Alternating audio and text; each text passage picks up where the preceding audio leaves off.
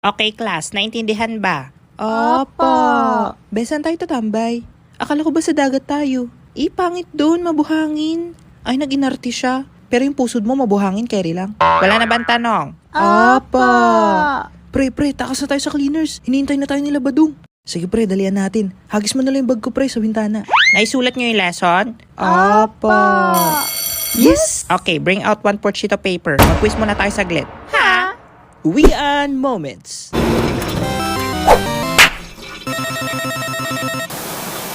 Sa pag-aaral mo, alam kong hindi ka lang sa recess na excite. Hindi sa subjects, hindi sa lessons, kundi sigurado akong pati na rin sa uwian.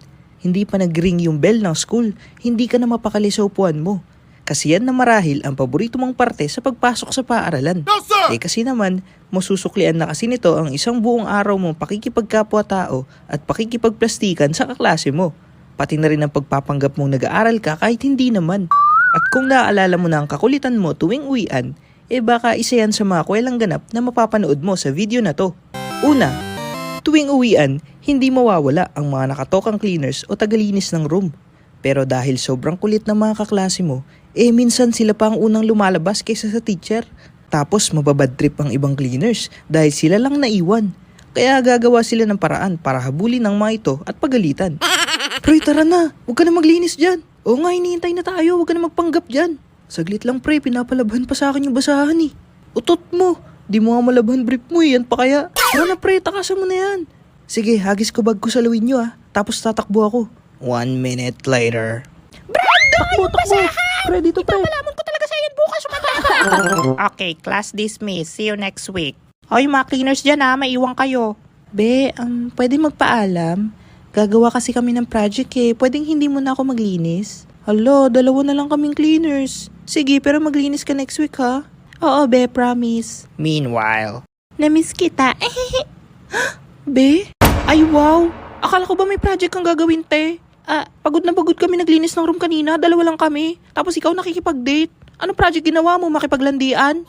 Pangalawa, yung surge nyong kahit anong mangyari, hindi magbubukas ng gate kapag wala pa sa oras. Nakabusangot na kagad yung mukha niya kapag papalapit ka na sa kanya. Mas stricto pa yan siya kaysa sa principal, kaya huwag kang makulit. Kaya kapag sinabi niyang wala pa sa oras, huwag kang magpupumilit. Sarge, bakit sarado pa yung gate? wala pa 5:00. Bumalik muna kayo sa room nyo. Sarge, malapit na mag-5, mag-uwian na. Mas magaling ka pa sa akin Ikaw magbantay dito. 5 minutes later. Oh, Sarge, 4:58 na. Wala pa nga 5:00. Ano ba ang kulit nyo? Sarge, may emergency raw po kasi ako. Sabi ni Mama, tumawag sa akin. Sarge, lumindol daw po kanina. Palabasin mo na kami. Sarge, may sunog! May gagawin pa po kaming project. Hindi na po ako makahinga. Sure. Sarge, nandyan na yung asawa ko. Sinusundo na ako. Wala pang 5:00. Pangatlo, ito yung uwian na nga lang, ang dami pang ganap at gagawin. Mapa-school activities o gawain sa bahay, hindi ka na tinantanan. Yung pagod ka na nga, sagabal pa sa pagpapahinga mo. Yung totoo, robot ba tayo? Ma, nakauwi na po ako. Sige, may hugasin dyan sa kusina. Hugasan mo muna. Tapos magsaing ka na rin para may sinaing na. Tapos umutang ka muna pala sa tindahan ng 2 itlog. Iprito mo na rin. Ay, labhan mo muna yung basahan niya na dumihan kanina. Ma, may gagawin pa po ako. Ipapasa na bukas. Sumasagot ka na? Tamad mo utusan Huwag kang hingi na baon sa akin. Pinalaki kita na maayos tapos ganyan ka. Pang-apat, ito yung pinakamasarap na gawin tuwing uwian. Ang tumambay. Kasama mga tropa, kaklase, tapos food trip at chill lang. Minsan pa nga inaabot pa kayo ng gabi basta makapagkwentuhan lang. Kaya pagdating mo sa bahay, kakain at matutulog ka na lang. Hay, salamat, walang pasok bukas. Oo nga buti naman natuloy na yung tambay natin. Oo nga, luto tayo ng pansit canton? Tara, tapos nood tayo ng movie.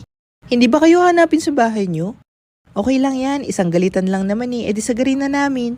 Ako nga bawal gabihin edi magpapaumaga na lang ako. Sige wait, tignan ko kung may pansit canton pa kami. Ano ba yan? Wala bang bahay ang mga kaibigan mo? Maggagabi na nga lang nandito pa yung mga yan. Dito na ba titira yan? Be, feel ko bawal talaga ako gabihin. Tita, uwi na po kami. At panghuli, ito naman yung iba pang moments tuwing uwian. Ilan kaya sa mga ito ang naranasan mo na? Tyler, pwede ka ba mamayang uwian? Dota sana tayo libre ko na. Ay! May date kasi kami mamaya ni Ana pre, next time na lang.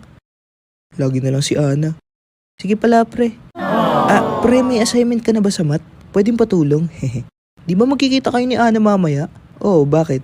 E di sa kanya ka magpatulong, magsama kayong dalawa. Selos yarn! Pre, prank natin si Princess. Tara, dali, pre. 1 moment later. Ang baho, ano yun? Oo nga, Princess, ikaw ba yun? O hindi ako yun. Yung bag mo ang baho. Ha? At yan lamang ang ilang mga kaganapan na makikita at mararanasan mo tuwing uwian sa school. Comment mo pa yung iba pang alam mo para makita at mabasa ng iba. Pero bago ang lahat, subscribe ka muna sa aking YouTube channel para sa iba pang skulukuhan moments. Shoutout nga pala kina Sheila May Marfa, Changsky Animation, Lorraine Zamora, Rufa Atris, Sabrina Dizon, Angelita Manuel, Leslie Bargayo, Norvines, Prince Enge, Janelle Nang at Rogeline Gutwal. Hanggang dito na lang muna. Ikaw, anong kwentong uwian mo?